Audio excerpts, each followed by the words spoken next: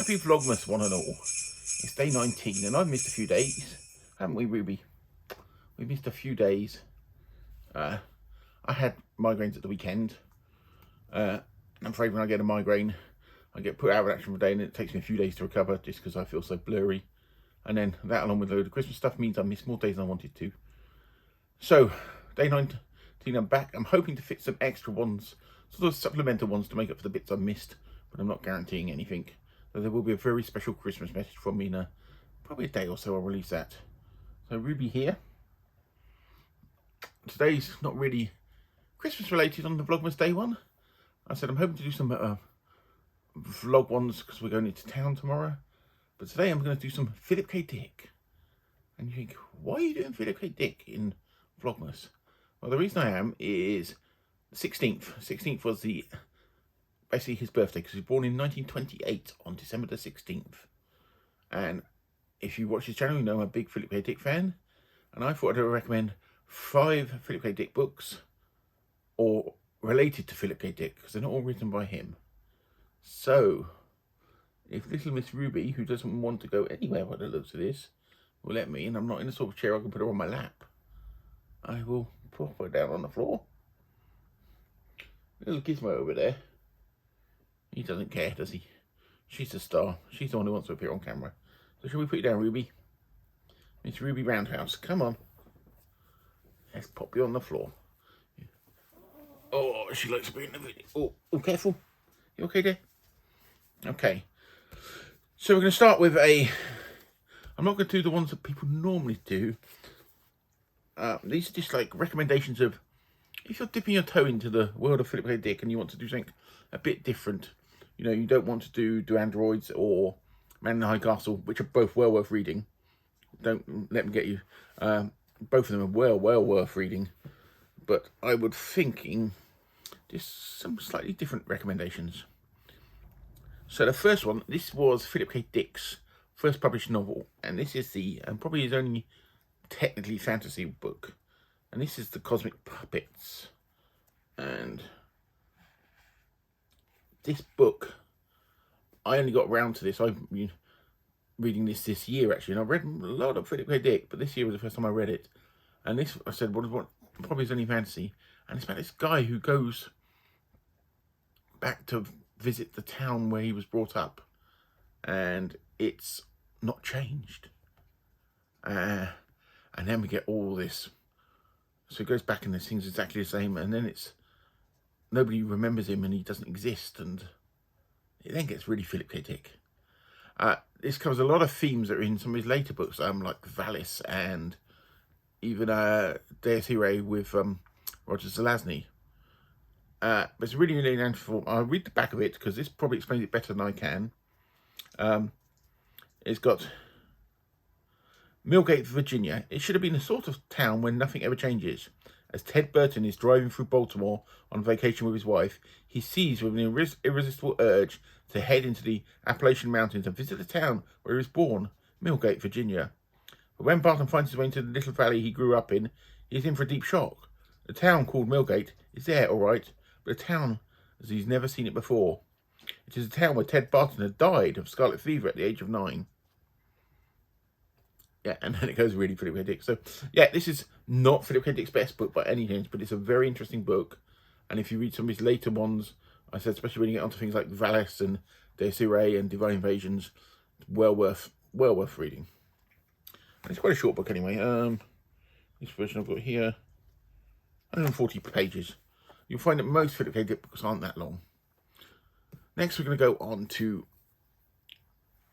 a biography of Philip K. Dick. This was actually, I remember buying this when it was released, and it's called Divine Invasions, and it's by Lawrence Sutin. And it was it was Philip K. It was published just after his death, and it was allowed. Why do I keep using the term allowed? It was endorsed. That was the word I'm looking for. It was endorsed by Philip K. Dick's estate, but it doesn't mean they hold back on stuff. And it's just a fascinating story because you go through he obviously had mental illness issues. He got paranoid at one point. He was convinced the FBI were going to kill him, and he supported people and his own paranoia and severe mental health issues at points. And it's just a fascinating, his story and what goes through his head is absolutely fascinating. But it's also very usefully got a nice roundup of all the stories he's written in the back, which literally has a complete bibliography in the back of him. And it's got some, and because it was endorsed by the estate, he's got access to a lot of material. I've seen other books written since then who tried to put a lot of philosophical stuff onto what Philip K. Dick was feeling, because at one point he decided that he was visited by God, and that's what ended up into the Valis portion of his career and Ubik and things like this. But it said it's a fascinating thing. If you like into biographies, it's great, and if you're into Philip K. Dick, it's a must. I don't even know, is it still in print? I've got no idea, but if not, try and find a copy if you're interested. Lawrence Sutin, Divine Invasions, like Philip K. Dick. Then I am going to go to another one that people, this is one of Philip K. Dick's non-science fiction, non-fantasy, a quite normal drama book, and it's in Milton Lumpke territory. Just after he died, there was a series of books that Philip K. Dick had written and never been released that were normal, I suppose you define them as normal books, that he couldn't get published earlier on in his career. And these were republished. There was, if you hear a noise outside, there's a weird van going around. I said there was Humpty Dumpty in Oakland, and this one. These were the original releases of these that I brought at the time by Paladin, which got the Paladin covers on. They have been republished. This is probably my favourite of it, and it's about a man who's a salesman, and he's cruising around sort of the western states of America, and he meets a lady and he gets married, and then it all goes a bit pear-shaped, and it's just like a normal sort of drama-y type thing, but written like Philip K. Dick. And they're well worth, his non-science fiction work is, I think, slightly underrated, and it's all well worth reading. You've got things like Diary of a Crap Artist as well, which was actually published in his lifetime, but that's another one that's worth reading. But if you ever see them in these original Paladin covers, they're quite rare to get a hold of. So I've never seen, don't see them around before. Okay, and now another one of his book about him, well, sort of about him, but sort of not about him. I read this last year. This was Losing the Head of Philip K. Dick. I did a video on this, which I will link to up there, if I remember.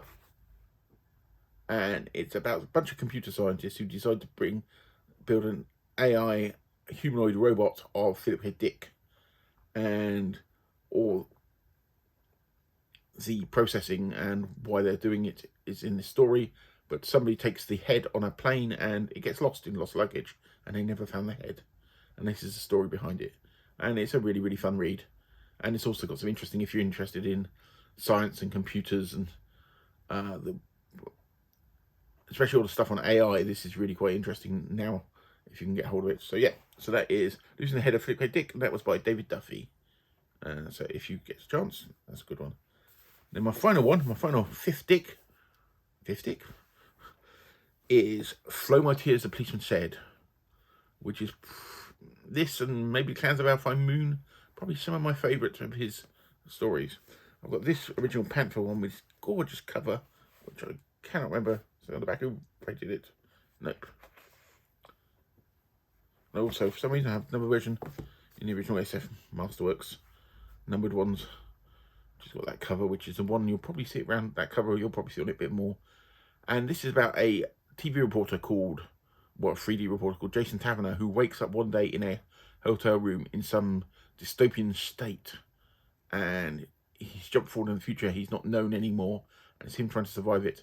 And I said, and then it goes Philip K. Dick, which is just totally awful. Because one of the things I've always liked about Philip K. Dick is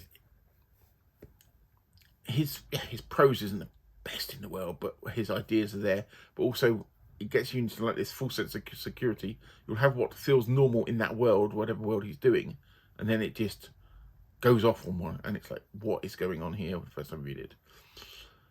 So yes, that's a little roundup of some Philip K. Dick stuff for you. So I thought you might like those. And I said not really Christmassy. Well, it is Christmassy. But I'm going to do a load of stuff on Philip K. Dick next year that I promised to do this year, but didn't. But that's for a later conversation. So yes, there may be a few extras on the Vlogmas post because I missed some. And anyway, it's good to be back here, and I'm hoping to catch up when everybody else's Vlogmas posted. Now I'm feeling a bit better. Anyway, I will speak to you very soon, and as I said, happy Vlogmas to you.